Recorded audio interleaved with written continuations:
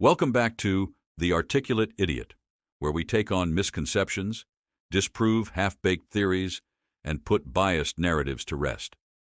Today we're discussing the long-held myth that Africa was some empty land until European colonialism arrived, with people just wandering around aimlessly. And there are people who believe in this narrative so deeply, they'll go as far as to suggest Africans were subhuman. Honestly, if this had been true, African civilizations wouldn't have stood a chance. They would have been wiped out by the same brutal forces that erased countless groups throughout history.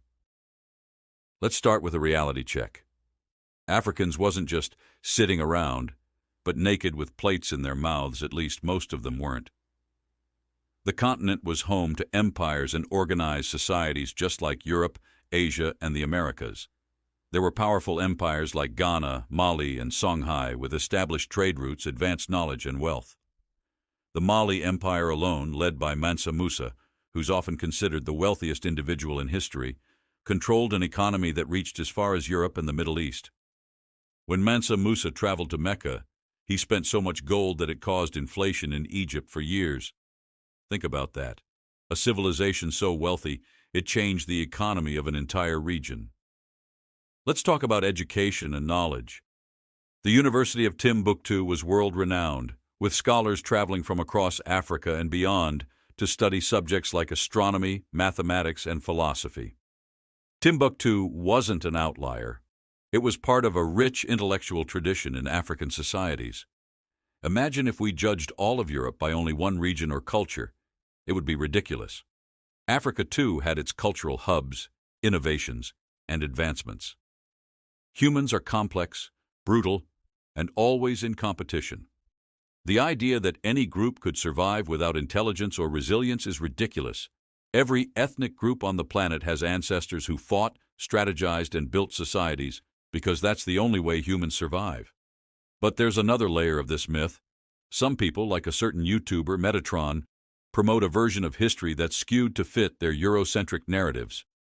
One of his favorite claims? That the Moors weren't predominantly black and that North Africans weren't really black either. But let's look at the facts. First off, the term Moor wasn't a name these people called themselves. It was a descriptive term used by Europeans to describe a variety of North African and Sub-Saharan African people who settled in Europe. Just do a quick Google search and you'll see how the Moors were depicted historically. This isn't a matter of opinion. It's backed up by historical descriptions and artwork from the time. And then there's Metatron's claim that the ancient Egyptians weren't black, as if North Africa somehow exists in a vacuum, untouched by the broader African continent. Look, Egypt is in Africa. It always has been.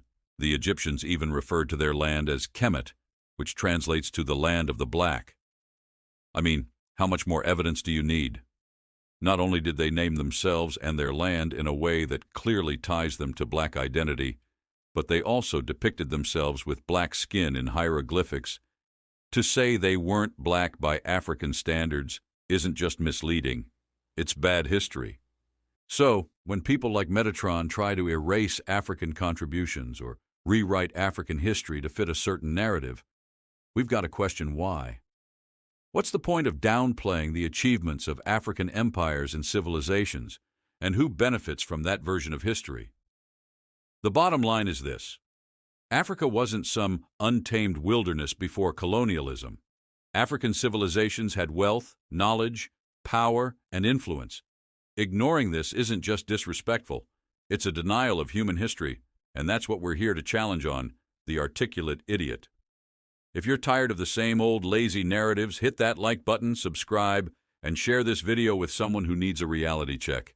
Thanks for watching, and as always, stay curious and keep questioning.